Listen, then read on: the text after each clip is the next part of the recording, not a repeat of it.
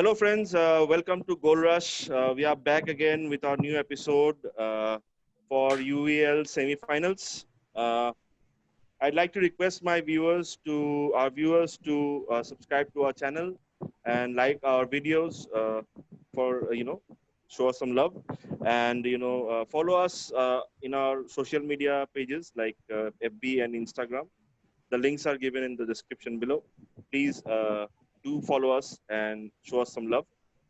We have with us a new faces. Kulonat Kaushik joining us from Gurgaon. Karan Goswami, ROYDEN are repeat offenders. They are with us from the beginning. MAZIZ is the core team member, and Anupal has joined us for the first time from Jorhat. He's a Borussia Dortmund fan. Welcome, Anupal and Kaushik Kunanat, in our podcast. Thank you very much. We are glad to have you here.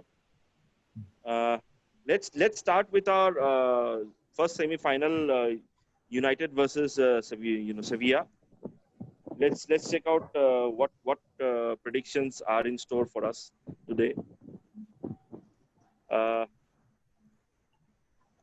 Kulonat, let's start with you. Let's start with you. Yeah. So I'm a United fan, so I guess obviously I'll go with United. What against whoever team it is, like even if they play, like let's say Liverpool for that matter, I'll choose United. Goes without saying. But yeah, so but the only thing that will matter, I guess, for specifically for Europa League, that whole Division 2 league of Europe. I think the team which is hungrier, the team which wants to prove a point, so they come out to be on top. So that hunger needs to be reflected from our team. So that's about it, I guess. So if the boys are hungry, then they'll prove to be the winners. And so you're saying that Lindelof and Maguire will be dealing okay with Suso, Nesiri, and Ocampos, the striking trio from Sevilla? So Maguire has been a good resource for us. So he's done well. But I don't know how heavy these two will stand up against the Sevilla attack. So that remains to be seen. But then again, so it all boils down, because again it's a knockout match. It's a one-off knockout match. So we can see how Barcelona was like steamrolled totally. So from that perspective, it's all depends on that day. How do they perform on that day? Who's able to keep calm and execute their game plan? Yeah, but last match, with Copenhagen was a close one. You had to go to the extra time, I think. Yeah, so that's been my discomfort with United for this season, and that they are again. Also, I'll take you back to the Chelsea FA Cup game. They played too defensive, so they were not expressing themselves as much. So it's all boils down to those kind of things, whether their attack is expressing themselves or not. Because if you're only reliant on your defense, then you're not playing well. You're not playing to win, but to on all of these knockout matches, you should play to win rather than defend too much. So that you think they were a bit sloppy against Copenhagen? They were taking it too easily? Yeah, so that's what I'm saying. So that's what I talk about, the hunger aspect of the whole thing. Because these smaller clubs, like Copenhagen or Sevilla, who are always looked down upon in their own leagues, versus like United has a very strong lineage and all of those things. So for them going to these Division 2 league, if I may say so, so then it becomes like, why are we playing this sort of a thing? So that morale goes down. So if they don't respect their opponent, like probably Copenhagen, they were not as much. So yeah, they will not fare as well. So I think it boils down to that. Yeah, Karan, what's your take on this match? Regarding the semi-final, right? Actually, I do think it will be. Firstly, I'm telling you my prediction that it will be around like 3-1, I guess, because last match they played with Copenhagen. it was very unlucky for us that we couldn't score a goal and it went to extra time. But still, the keeper played very well in that case, and he was lucky too because Bruno kept on shooting in the post, and two goals were disallowed due to some offside shoot and something like that. But But as usual, Bruno got his penalty. I have an interesting fact. United had 26 shots against Copenhagen, and yet they managed to score only by a penalty. So I don't think they will get that many chances against Sevilla. so are you saying that Copenhagen had some chance with United on that particular match? Because Yeah, they had, but they Sergio, lacked the finishing. Sergio They, Romero, they had their chances, Karan, but they because lacked the finishing, you know. Yeah. Sergio Romero hardly saved a goal, I think, on that particular day. Hardly saved the ball. Yeah, that's what I'm saying. That's what we are argument is saying. They didn't Yeah. took their chances. Yeah, Royden, you're saying. Yeah. So his argument is that the thing is that Man United cannot finish or really bad up front when it comes to finishing their chances. And with a team like Sevilla, where you have to we will get not as many chances. Less as amount of Copenhagen. chances. Yeah. It's going to be much more difficult, Yeah, And for if you see the Sevilla game against Wolves. So Wolves had, Sevilla was dominating Wolves. Wolves didn't have possession. Wolves didn't have as many chances. So Sevilla are a team that Man United would have to play on the back foot. And the same thing when they played Chelsea, when they had to play on the back foot, it was really difficult for them. Playing out of the back, and Man United always dominated smaller teams where they can control possession. But with a team like Sevilla, it's going to be much more difficult to do that. If Man United don't start incisively, I think they will have a problem with the Sevilla team. Man United need to stamp their authority from the minute they start the game. Otherwise, it will be trouble, I guess. Sevilla is not going to be sitting back and defending. Although they are a very good defensive side, I think they are the third or fourth best defensive team in La Liga. Actually, the centre back pairing is one of the best. Kunde and Diego Carlos, they are one of the best young centre back pairings Sevilla has.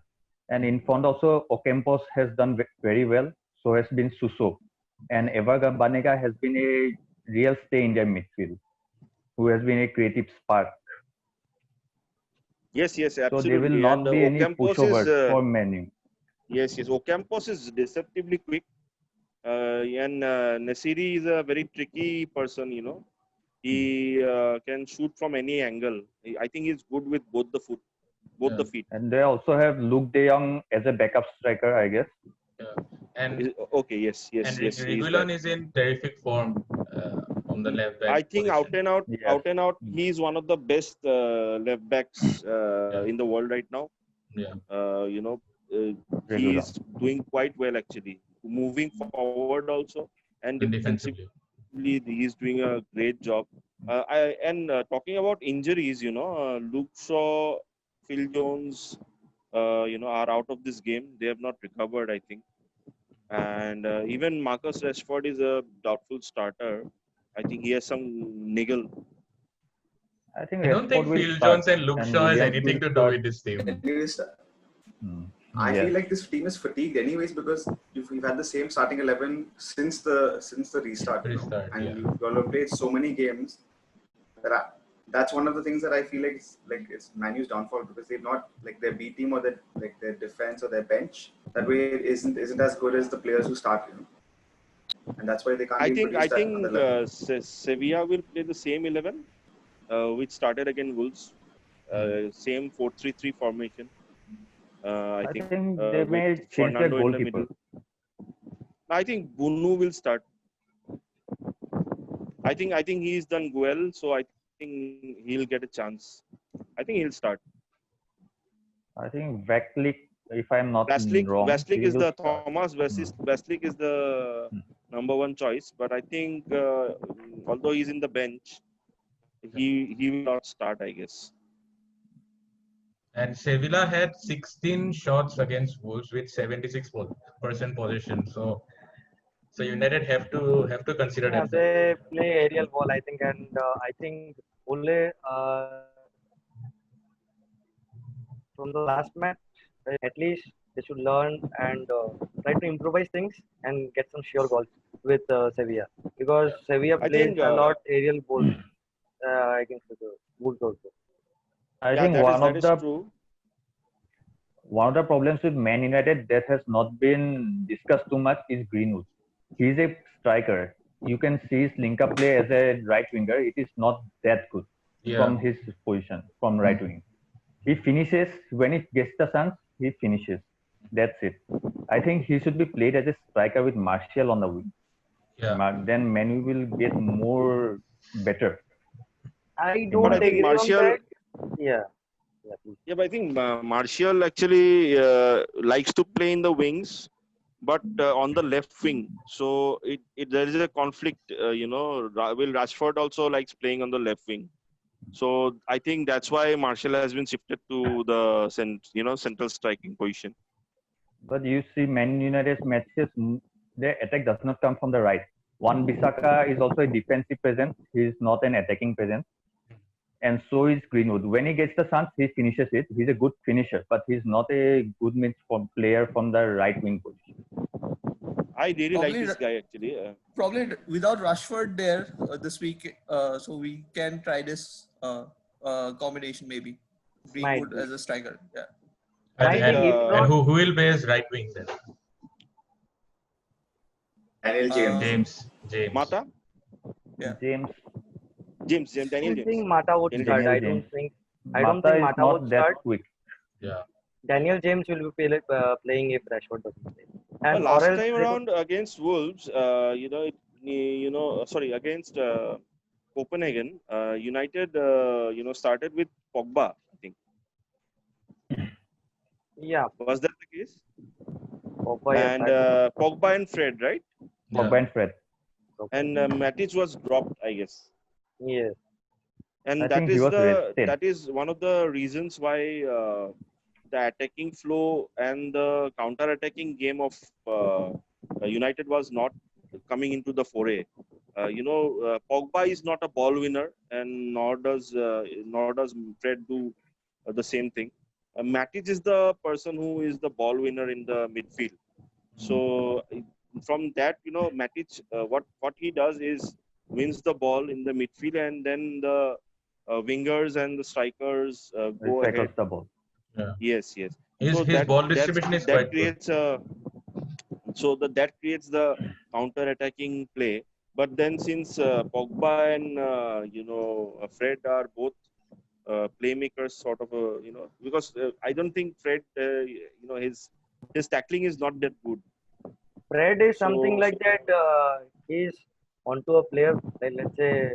So I So think he does- this time he does around, something. Matic and Pogba will start, I guess. I think for Matic United. will That start will in be a better place of Fred. combination. Can Bruno Then- play? then- Can Bruno play in the wing? I just want to know. Bruno can play I- everywhere. He just needs If to Bruno score can play in the penalties. wing, I think Pogba should be played as a centre-attacking midfielder.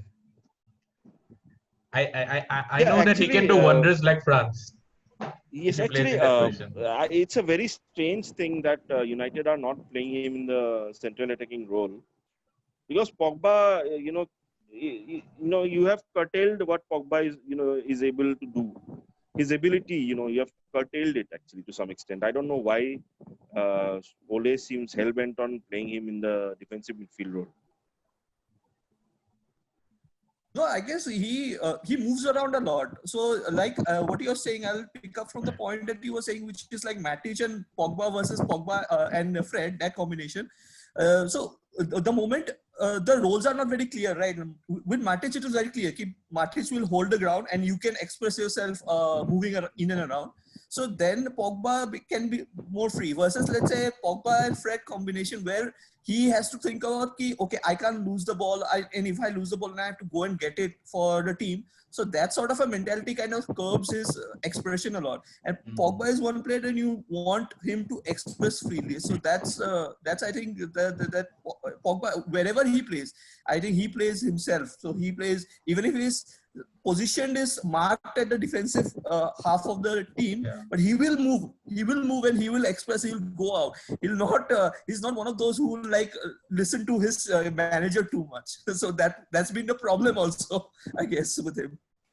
But then that creates a vacuum in the midfield, which creates So defensive that's trouble. that's where That's what Matic comes Matip in. sits That's where behind. that's where Matic sits behind. He sees the game, and we need a player like that. And we've been missing that player since like I don't know, Carrick, Roy Keane, and that lineage that we had. So like Matic is becoming that player more and more so. Anyways, I'll give you some stats. Sevilla has been on an unbeaten run, 19 match unbeaten run. So it will be tough for. Which is going to end, I guess. Which is going to end. We would love to. Yeah. We would love to Which end is that. going to end. They haven't conceded in the last 5 matches.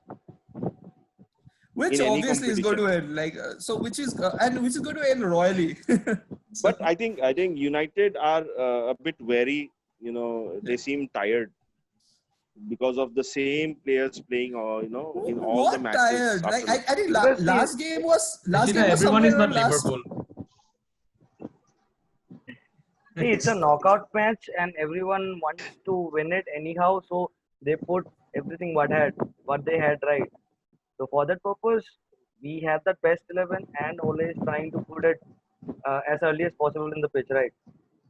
Yeah. I think we have 5 or 6 days gap. So I guess if you're playing at the top level, then you should play twice a week. So rest and all of these excuses doesn't hold. To be honest, I have a question. It's the mentality. I hope Ole doesn't come up with these excuses after he loses. Since we have a Dortmund fan here, I just want to know if that is Sancho deal happening. No, hell no. 2023, this is the reason I wanted to keep Anupal in this discussion. 2023, baby. See again that also like one player coming in, one player or not, if that changes your team completely, or that changes the future or fortune of your team, then your team is not good enough at all. So we shouldn't be bothered about one player. Obviously, I'm sure he's a brilliant player. Ronald, our team was not good enough defensively. After Van Dijk came, we became good. Yeah. No, overall. But you got Van Dijk and Alisson though, right? Yeah. Alexander, and also you got good players like Robertson. I guess that Robertson is the guy. Yeah, right? But they are attacking players, attacking wing backs. Right. Whenever our defense was shit. Bournemouth scored 3-4 goals against us. No, got it. But the thing is, collectively, so Van Dijk is a very strong character and strong presence. Is Sancho that sort of a player? So Sancho is still a young player. Yeah, that is another question. So he cannot enforce his will on the team coming in from outside. Yeah. So exactly, carry a team. Yeah. He's still in his grooming. So and I think the reason Ole was looking for those sort of players is to groom a team better for a longer period of time, like how Liverpool has been groomed, like with Mohamed Salah and all of these players coming in, and now they've been groomed to mega stars. So he's also looking at that route, a little longer route, which is a very healthy route also. But then again, we can't be reliant on one player. So I'll never cry on we not getting Sancho or not Sancho. By the way, who invoked this question is an Arsenal fan who's not going to be on Europa League next year as well. Come on. No, we are on the Europa League. Play Europa League. Europa League. We won the FA Cup. You guys need to qualify for Europa, I guess. You guys need to qualify for Spurs Europa. has to pay qualifier. Oh? No, Spurs. Because they won the FA Cup. Need to qualify. I wish Rakhi was here. And don't worry. Next year you guys will drop back to the Europa League because you guys won't finish top 2 in a group. Cool. We'll knock you out then again. By the way, which 15 years? By the way, which 15 years Arsenal is signing it? 15 years old from France. Any 15 years old from France is there in Arsenal's radar? They signed a 30-year-old Willian. They are very. What happened? What happened to Arsene Wenger's pedophile philosophy? Come on. I think that's a strong statement. Very strong statement. Sorry. Even I can defend Wenger. Arsene Wenger was probably the best manager till yet now. They've not been able to replicate what Arsene Wenger's done post that. Yeah, what I heard, he was like the Epstein of England, but on a different gender. Damn. that is major burn. Major burn, major World burn. finish. I need to get a burn all right now.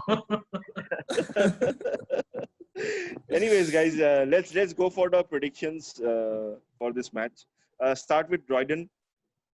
I'm guessing Sevilla 2-1. Okay. Karan, 3-1 United. 3-1. With Kulana? Martial with a left goal. Left foot goal.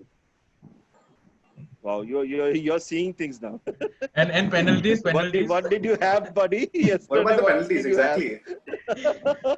How many penalties are you expecting? Depends upon the defenders. Because Martial with that sweet foot.